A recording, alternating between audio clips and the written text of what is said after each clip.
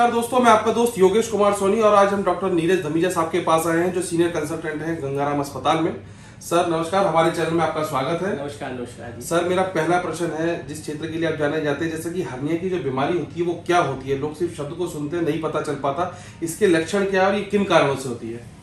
तो हर्निया की जो बीमारी होती है ये हमारी पेट की जो झिल्ली होती है मांसपेशियों से बनी होती है जी।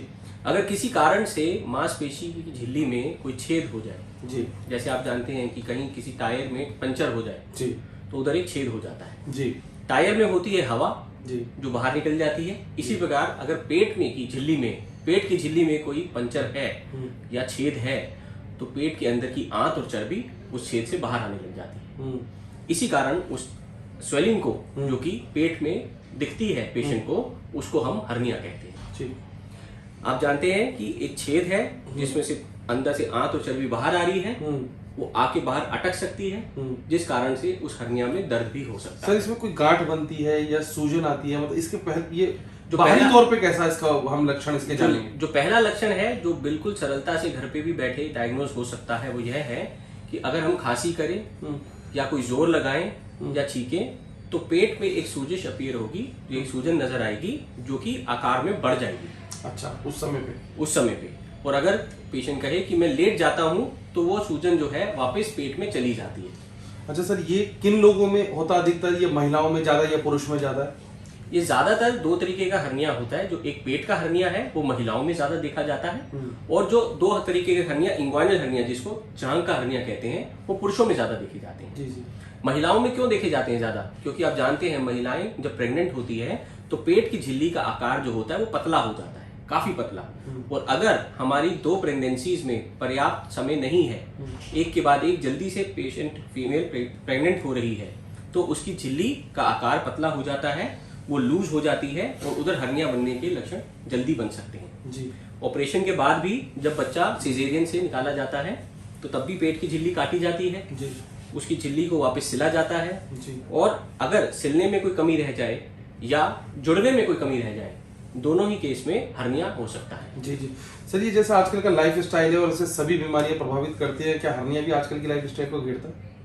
मैं ये कहूंगा कि एक हर्निया ही ऐसी बीमारी है जो लाइफस्टाइल से ज्यादा रिलेटेड नहीं है।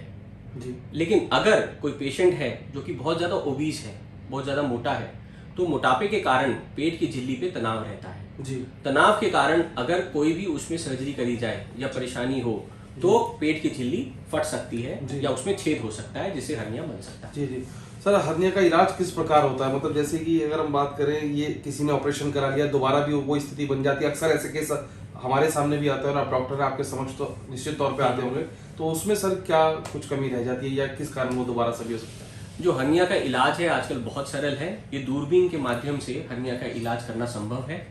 जिस प्रकार पंचर टायर में एक ट्यूब का टुकड़ा लगा के चिपका दिया जाता है, उसी प्रकार अगर पेट की झिल्ली में कहीं छेद है तो एक मैश यानी जाली का टुकड़ा लगाकर चिपका दिया जाता है। ये जो जाली होती है उस हर्निया नुमी छेद को बंद कर देती है और अंदर से पेट की तरफ से आंत और चर्बी बाहर नहीं आ पाती। यही एक इसका सबसे सरल और अच्छा इलाज है जो कि दूरबीन या रोबोटिक विधि से भी संभव है।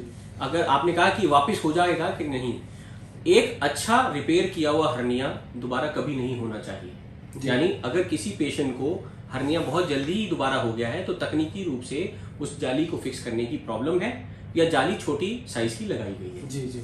अच्छा सर, जैसे कि हमारे देश में लोग सर्जरी से बहुत डरते हैं और आप तो एक क्या नाम है इसी के क्षेत्र में है, और हमें लगता है कि ऐसे लोगों के मन से डर कैसे निकाला जाए कि किसी भी चीज की सर्जरी हो, एक हल्का सा टाके भी लगवाने हो, जैसे कभी कोई घटना हो जाती है, तो सर ऐसे लोगों के या ऐसे पेशेंट के लिए आप क्या कहना चाहेंगे? मैं ये कहूंगा कि सर्जरी विभाग ही इसीलिए बनाया गया है कि यदि कोई बीमारी दवाइयों से पार हो जाए, यानी दवाइयां उस पर असर ना कर पाए, तभी एक सर्जन का रोल आता है कि सर्जरी करके अगर शरीर स्वस्थ हो सकता है तो सर्जरी से डरना नहीं चाहिए। आजकल एनेस्थीसिया बहुत सरल है, सर्जरी बहुत सरल है, दूरबीन के माध्यम से होती है, पेट पे कोई बड़े चीरे टाके नहीं होते और पेशेंट जल्दी ही घर जाके अपना नॉर्मल जीवन व्यतीत कर सकता है। तो सर्जरी से डरना नहीं चाहिए। और सर्जरी को अगर डिले करेंगे तो कॉम्प्लिकेशन रेट भी ज्यादा होते हैं और सर्जरी उतनी ही मुश्किल बन जाती है, बाद में ज्यादा नुकसान हो सकता है। सर आपसे मिलने का कहाँ समय रहता है, मतलब आपसे? मैं यहाँ गंगाराम हॉस्पिटल में डेली अवेलेबल हूँ। मेरी ओपीडी यहाँ पर